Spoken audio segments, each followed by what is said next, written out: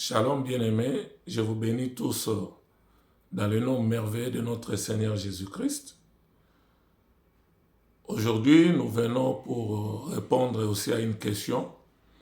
Il y avait un bien-aimé qui avait suivi une de nos émissions et dans les commentaires,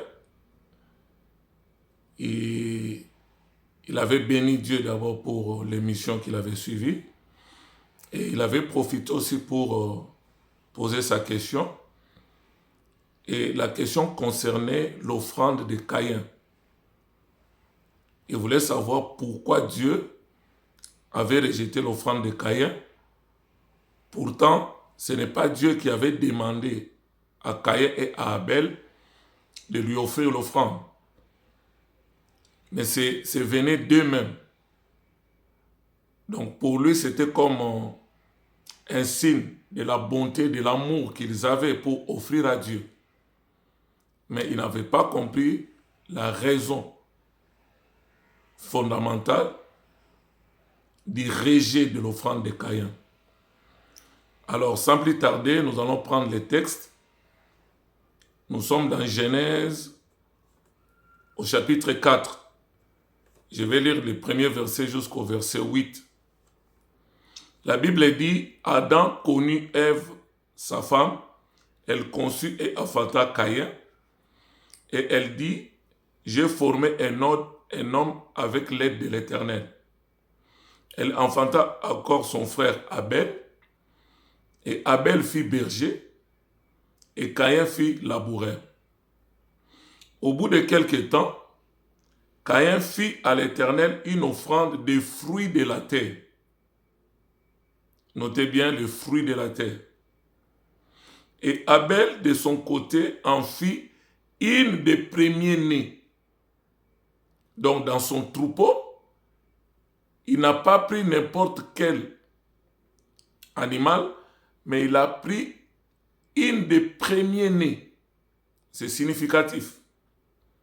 De son troupeau et de leur graisse. Elle apporta, et l'Éternel porta un regard favorable sur Abel et sur son offrande. Ça, c'est un détail très important que beaucoup de gens négligent. Nous, les hommes, nous commençons d'abord par porter le regard favorable sur l'offrande que la personne amène. Mais ce qui est caché dans son cœur, ça ne nous intéresse pas. Mais par contre, Dieu, avant d'abord de porter le regard ou d'apprécier ton offrande, Dieu d'abord regarde le cœur, l'attitude du cœur, la motivation, qu'est-ce qui te pousse à offrir. C'est pourquoi le texte dit, Dieu porta d'abord un regard favorable sur Abel. Donc il a sondé le cœur et les reins d'Abel. Il a vu ce qui était dans le cœur d'Abel. Il a porté un regard favorable. Ensuite, il a apprécié son offrande.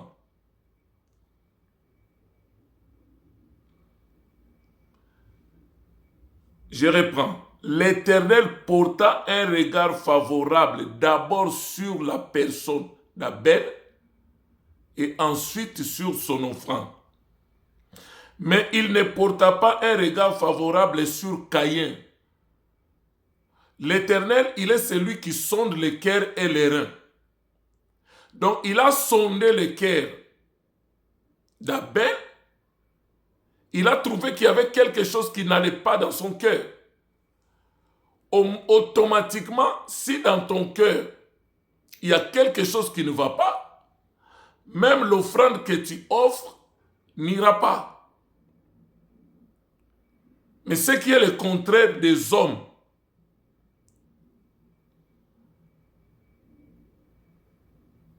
les serviteurs de Dieu, ne donnent pas l'importance sur l'attitude du cœur. Parce que l'homme ne peut pas sonder le cœur et les reins de la personne pour comprendre quelles sont les intentions qui lui poussent à donner. Mais si par contre, en tant que serviteur, le Saint-Esprit te révèle que l'attitude du cœur de la personne n'est pas bonne, ne prenez pas. Vous vous rappelez de l'histoire dans Acte 5 de Ananias et Saphira. Le Saint-Esprit avait révélé à Pierre que cet homme n'est pas honnête. Quand bien même il amène son offrande, mais il avait soutiré une partie. Son cœur n'est pas net. Automatiquement, Pierre lui dit, ce n'est pas à des hommes que tu es en train de mentir, mais c'est à Dieu. Et vous connaissez l'histoire. L'homme était mort. Quand sa femme est venue, comme ils étaient les deux dans la conspiration, même sa femme était morte. Il dit, mais il ne porta pas un regard favorable sur Caïn et sur son offrande.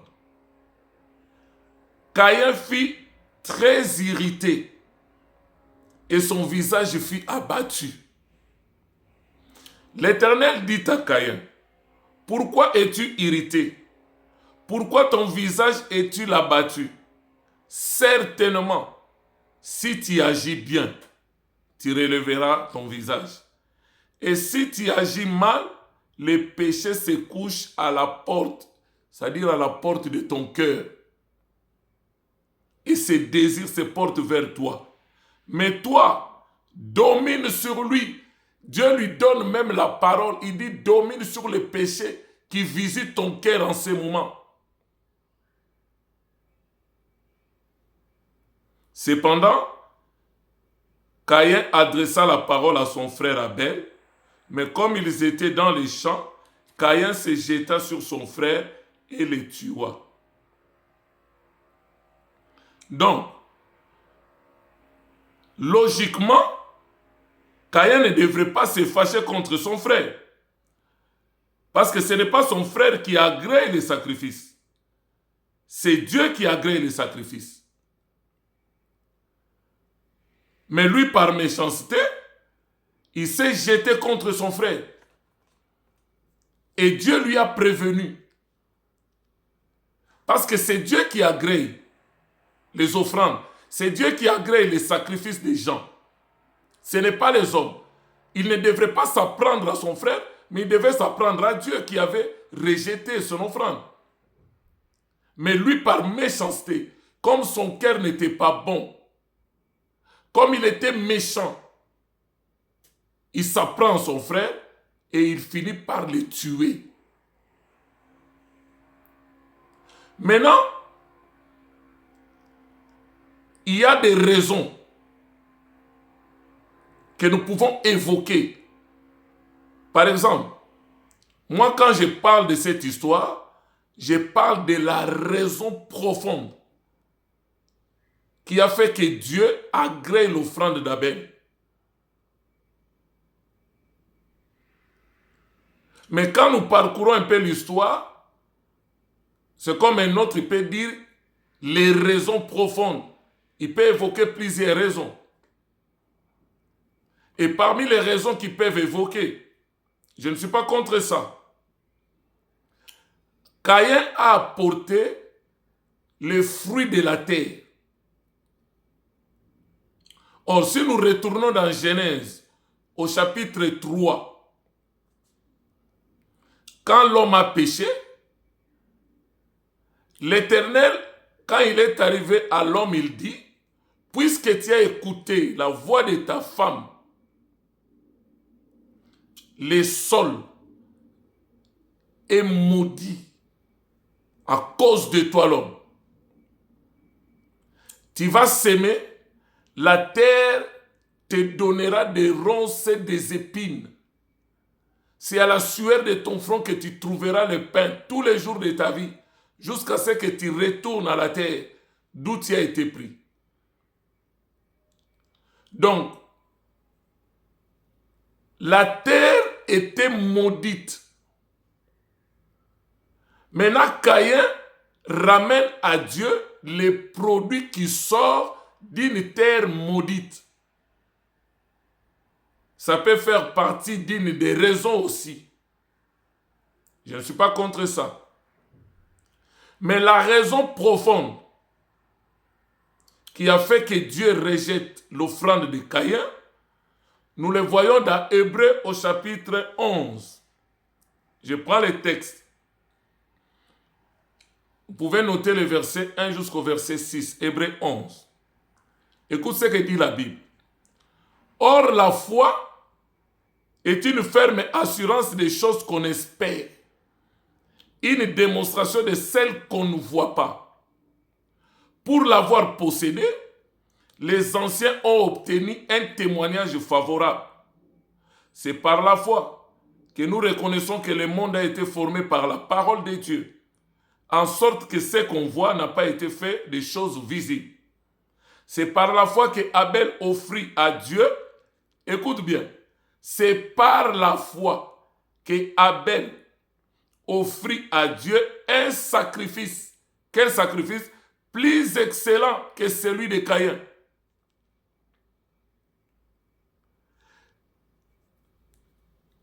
Excusez-moi. C'est par elle, c'est-à-dire c'est par la foi qu'il fut déclaré juste, Dieu approuvant ses offrandes. Et c'est par elle, la foi, qu'il parle encore, quoique il est déjà mort. Après on dit, c'est par la foi que Enoch fut enlevé pour qu'il ne vit plus la mort. Il ne parut plus parce que Dieu l'avait enlevé. Car avant son enlèvement, il avait reçu le témoignage qu'il était agréable à Dieu. Or, pour être agréable à Dieu, nous le voyons au verset 6, vous devez avoir la foi. Or, sans la foi, la Bible dit quoi? Il est impossible de lui être agréable. Car il faut que celui qui s'approche de Dieu croit que Dieu existe et qu'il est le rémunérateur de ceux qui le cherchent. C'est ça la raison profonde qui a fait que Dieu a rejeté l'offrande de Caïn. Abel a donné par la foi. Or, on nous dit, sans la foi, personne ne peut être agréable à Dieu. Donc, pour que tu sois agréable à Dieu et que ton offrande soit agréable à Dieu, vous devez avoir la foi. On dit la foi est une ferme assurance des choses qu'on espère, mais une démonstration des choses qu'on ne voit pas. Donc, si nous regardons l'offrande de Caïn et l'offrande d'Abel, nous comprenons que Abel était attaché à ses parents et il tenait à compte ce que racontaient ses parents, tout ce qu'ils ont vécu comme vie lorsqu'ils étaient en Éden, avant même d'être chassés en Éden.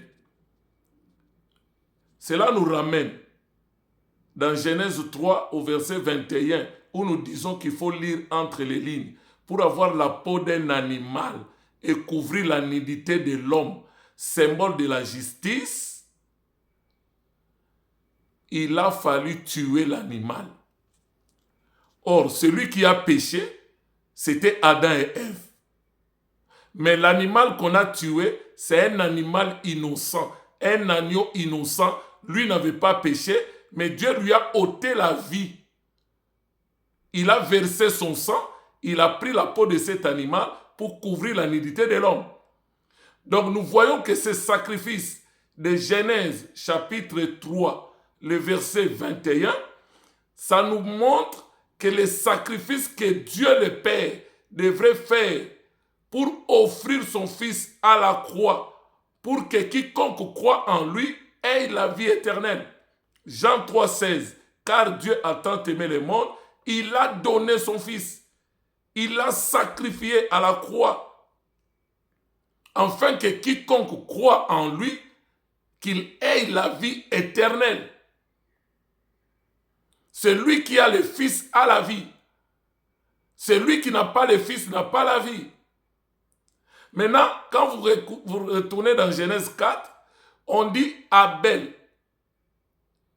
Il n'a pas pris n'importe quel animal, mais il a pris le premier-né de son troupeau.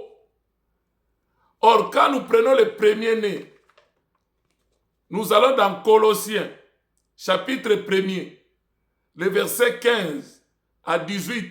Là, on nous parle que Jésus, il est l'image de Dieu invisible. Et il est le premier-né de toute la création. Donc, au moment où Abel a pris un des premiers-nés de son troupeau, donc c'était déjà une préfiguration d'un premier-né qui sera sacrifié à la croix pour nos péchés, pour nos malédictions, pour nous donner la vie. Donc, l'offrande d'Abel était une offrande prophétique, une offrande qui prédisait déjà les sacrifices parfaits qui viendraient. C'était une préfiguration. C'est pourquoi son sacrifice était donné par la foi. C'est très important. Donc, si Abel a donné par la foi, cela suppose que Caïn n'avait pas la foi. Or, l'opposé de la foi, c'est l'incrédulité. Et la Bible dit dans Hébreux 11 que celui qui s'approche de Dieu, il doit croire que ce Dieu-là existe et il est le rémunérateur de ceux qui le cherchent. Donc, Abel, approché par la foi, il croyait que Dieu existe. Donc, je viens offrir à un Dieu qui existe, mais que je ne vois pas, qui est invisible, mais je lui offre ce sacrifice par la foi et je sais qu'il est le rémunérateur.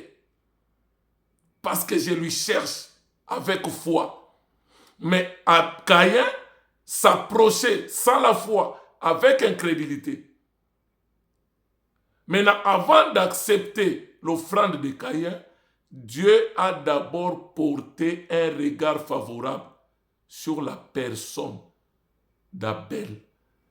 Comme il connaît ce qui est caché dans le cœur de l'homme, il a sondé son cœur, il a vu que dans le cœur d'Abel, il y a la foi, il y a la joie de donner. Mais quand il sonde le cœur de Caïn, il voit l'incrédulité, il voit la méchanceté, il voit les mauvaises intentions, il voit peut-être la tristesse, la contrainte. Et Dieu ne peut pas agréer de tels sacrifices. Quand vous lisez l'apôtre Paul,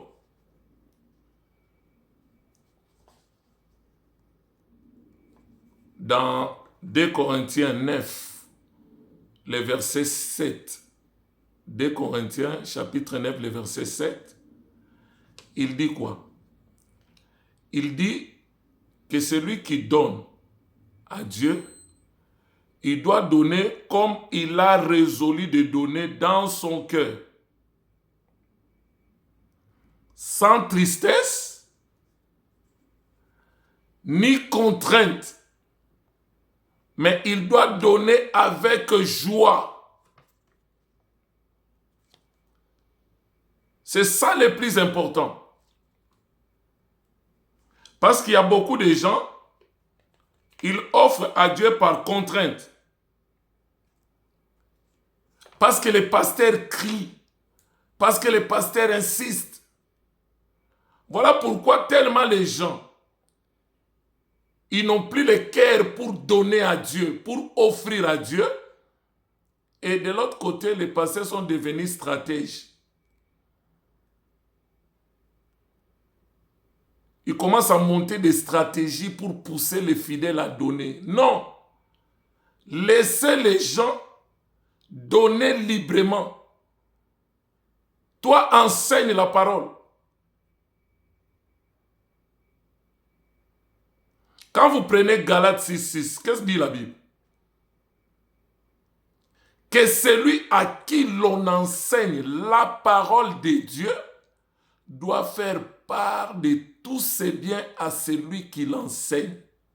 C'est ça ce que dit la parole. Mais vous n'êtes pas là pour forcer les gens à donner. Non, toi présente la vérité de l'évangile. C'est le Saint-Esprit qui convainc le cœur. Et quand le Saint-Esprit convainc le cœur, tu verras que la personne viendra pour donner librement, avec joie, sans contrainte ni tristesse. Parce que si vous forcez, les gens vont donner. Mais leur offrande ne sera pas agréée parce que c'est des superflus. Parce que c'est des choses qu'ils donnent dans leur cœur. Ils les donnent par contrainte.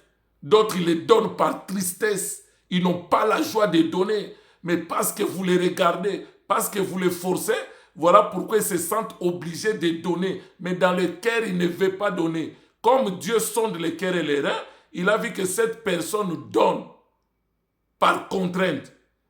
Même s'il donne des milliards, des millions, son sacrifice n'est pas agréé. J'ai fini par cet exemple. Un jour, Jésus-Christ était avec les disciples. Il vient dans la synagogue, il regardait. Au moment des offrandes, les gens avançaient pour donner de l'argent. Jésus s'étant assis. Là, je suis dans Marc, chapitre 12. Je prends les versets 41 à 44. Jésus étant assis vis-à-vis du trône, regardant comment la foule y mettait de l'argent. Plusieurs riches mettaient beaucoup d'argent. J'attire l'attention de beaucoup de serviteurs ici. Il y a des serviteurs qui considèrent beaucoup plus de riches qui sont dans leurs églises, ils leur donnent beaucoup plus de l'importance qu'aux pauvres. C'est pas bon. Ils sont tous fidèles. Vous devez les traiter de la même manière, qu'ils soient riches ou pas. Maintenant, les riches, ils apportaient beaucoup d'argent. Ils donnaient des millions. Mais Jésus regardait. Il dit quoi au verset 42? Il vint aussi une pauvre veuve. Elle y mit des petites pièces, faisant un quart de sou. Alors Jésus, ayant appelé ses disciples, leur dit, je vous le dis en vérité, cette veuve, pauvre veuve, a donné plus qu'aucun de ceux qui ont mis dans le tronc. Car les riches que vous voyez là, tous ont mis de leur superflu, mais elle a mis de son nécessaire, tout ce qu'elle possédait, tout ce qu'elle avait pour vivre. Or, si vous posez la question aux pharisiens, aux docteurs de la loi, qui recevaient cet argent-là, ils vont acclamer pour des riches parce que des riches ont apporté beaucoup d'argent et eux, ils vont prendre cet argent-là pour devenir aussi riches. Ils peuvent même chasser la veuve pour dire, pas de pièces ici. Moi, je m'étonne, des fois, il y a des pasteurs ici en France. Ils donnent déjà des consignes dans son église. Dans les offrandes, je ne vais pas voir des pièces ici. Il faut donner seulement des billets. Parce qu'il sait que les billets commencent déjà par 5 euros, 10 euros, 20 euros, 50 euros, 100 euros, 200 euros, 500 euros. Mais maintenant, si quelqu'un n'a que 2 pièces, il n'a qu'une pièce, 1 euro, 2 euros, 3 euros, 4 euros. Donc lui ne peut pas donner parce que c'est des pièces. Il faut qu'il ramène les billets de 5 euros. Ça, c'est du vol. L'apôtre Paul a dit dans 2 Corinthiens 9, le verset 7, il faut que chacun donne comme il a résolu de donner dans son cœur, sans contrainte ni tristesse, mais avec joie. la chose la plus importante que la personne donne avec joie. Et quand Dieu regarde son cœur, il voit que la personne là donne avec joie et c'est alors que Dieu va agréer son sacrifice. La veuve a apporté 2 pièces d'argent et les 2 pièces d'argent représentaient toute sa fortune, tout ce qu'elle avait pour vivre. Mais quelqu'un qui est millionnaire, milliardaire, même s'il apporte 50 000 euros, même s'il te donne 100 000 euros, ça paraît beaucoup. Mais par rapport à sa richesse, c'est un superflu, ça ne représente rien.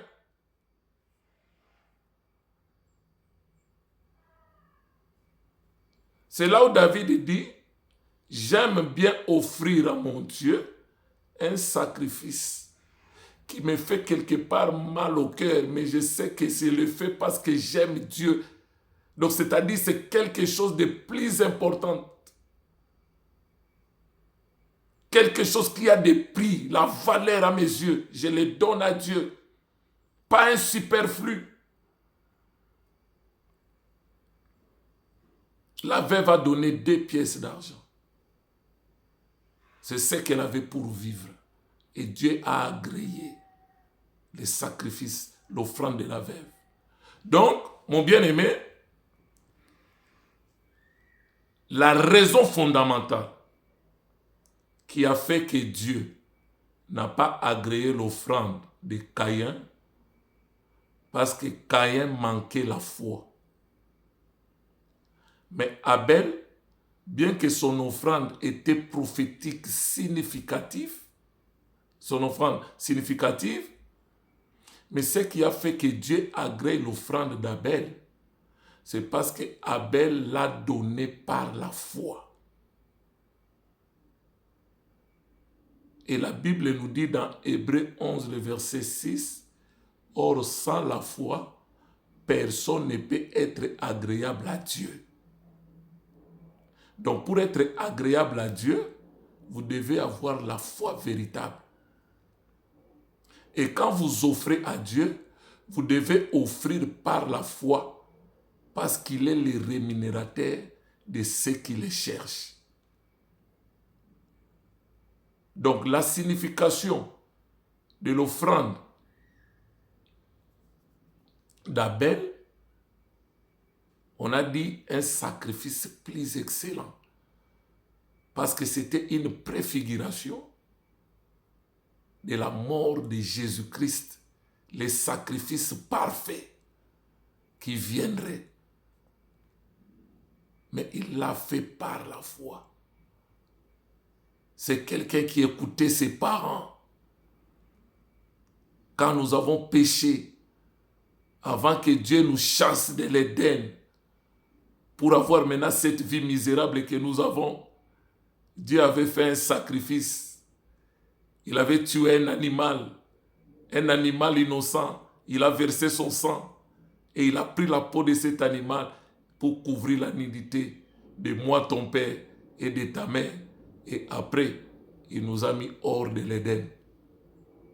Et l'enfant qui écoutait, il a saisi la révélation cachée dans cet acte prophétique que Dieu avait fait en Éden. Donc, que l'Éternel vous bénisse. Si vous avez des questions, écrivez, posez vos questions. Nous nous ferons le plaisir d'essayer de répondre à vos questions. Vraiment, mon bien-aimé, que Dieu vous bénisse. Et je crois, j'ai répondu à cette question. N'oubliez pas de vous abonner dans notre chaîne La Bonne Nouvelle TV. Likez nos vidéos et ça nous fera vraiment énormément plaisir. Que Dieu vous bénisse. Amen.